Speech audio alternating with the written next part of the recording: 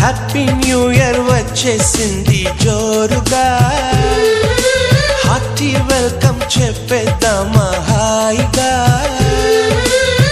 కొత్త కొత్త ఊహల్లో తెలిపోటియా, మనసులోని ఆశల్ని పంచుకో బ్రదర్.